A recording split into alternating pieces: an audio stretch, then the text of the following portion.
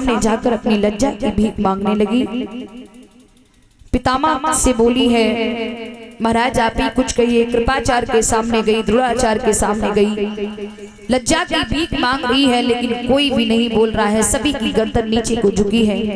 एक बात याद रखना प्यारे, जिसने एक नारी शक्ति का अपमान किया है, जिसने एक नारी का अपमान किया है, वो व्यक्ति चैन से जीना बहुत बड़ी बात है, वो व्यक्ति चैन से मर भी नहीं पाया है जिसने एक नारी शक्ति का अपमान किया है। सुनिएगा,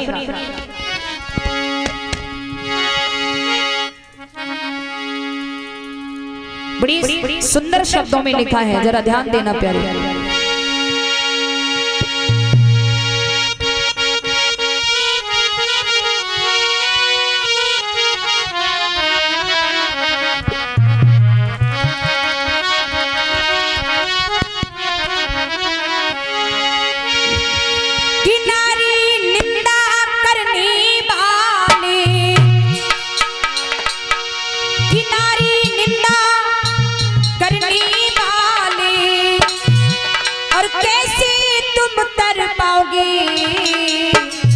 और जैसे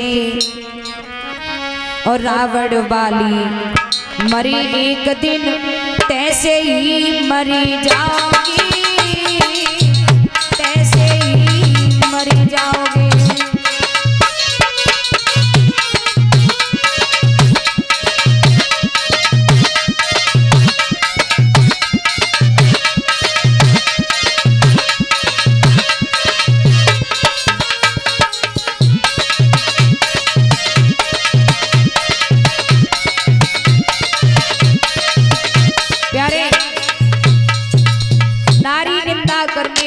कैसे तुम तर पाओगे, और रावण वाली मरी एक दिन, तैसे ही मर जाओगे। सुनिएगा, नारी निंदा करने वाले कैसे तुम तर पाओगे, रावण वाली मरी एक दिन, ऐसे ही मर जाओगे।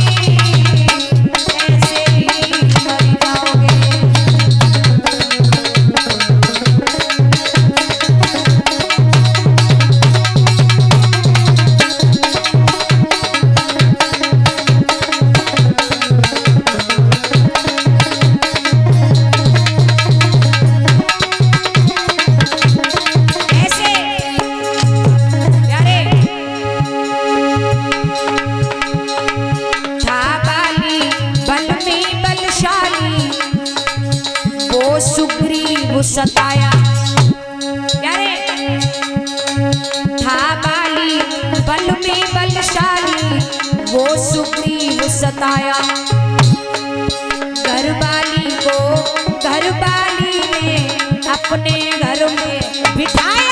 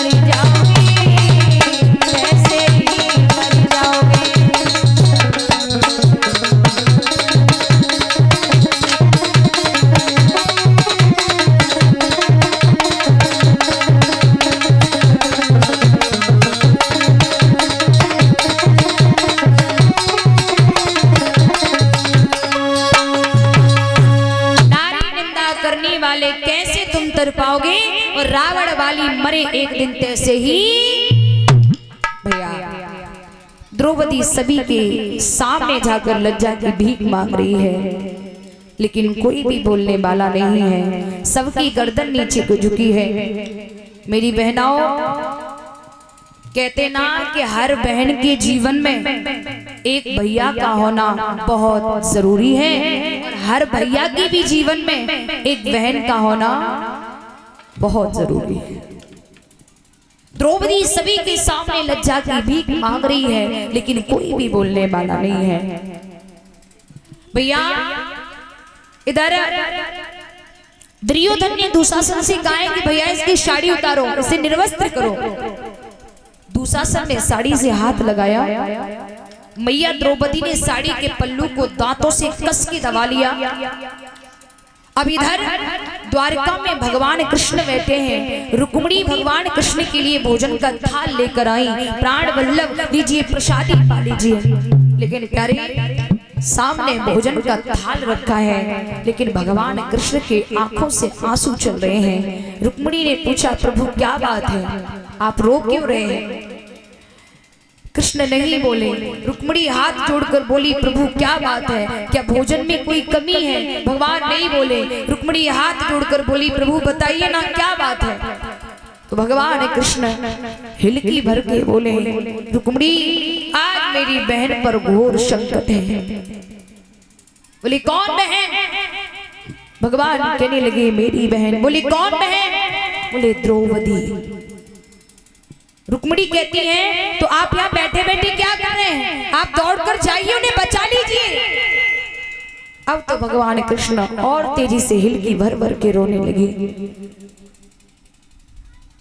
और कहने लगे, रुक्मिणी मैं तो अपनी बहन को बचाने के लिए बिल्कुल तैयार बैठा हूं, लेकिन मेरी बहन संसार के लोगों पर आशा लगाए हैं, आस्था लगाए हैं, ये हमें बचाएंगे, ये हमें बचाएंगे, ये हमें बचाएंगे। लेकिन उस पगली को ये नहीं पता है कि जो स्वयं की रक्षा नहीं कर सकते वो तेरी रक्षा क्या करेंगे। मैं इसलिए चुप बैठा हूं कि मेरी बहन पूरा नाम नहीं आधा नाम ही मुझे लेकर पुकार ले, मैं तुरंत जाकर अपनी बहन को पापी के फन से मुक्त कर दूं।